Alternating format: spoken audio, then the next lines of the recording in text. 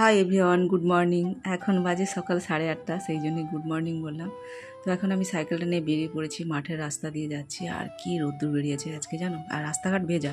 রাত্রিতে সেই বৃষ্টি হয়েছে, কদিন থেকে তো প্রচুর বৃষ্টি হচ্ছে, একদমই থেমে নেই।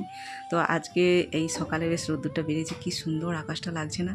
আর এই পুজোর মুহূর্তে না আকাশটা কি সুন্দর লাগে। তো চলে এলাম কোথায় বলো তো, এই যে কে আসছে বলো তো, এটা আমার মা। এই যে মায়ের সঙ্গে দেখা করতে এসেছি।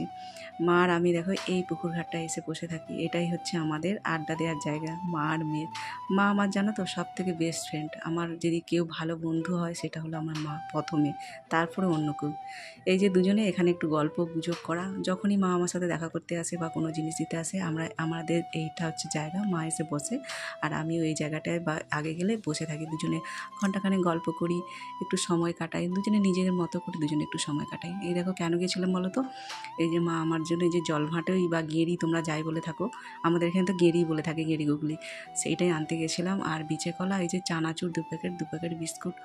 জানে তো এখন জামাইয়ের শরীর খারাপ, কাজে যেতে পারছে না, তো মেয়ের সংসারের অবস্থা খারাপ, সেই জন্যই মা তো জানো মায়ের মন এরকমই হয়। তো এই দেখো গেঁড়ির তরকারি আর ওদিকে কুঁদরি ভাজা করে নিলাম।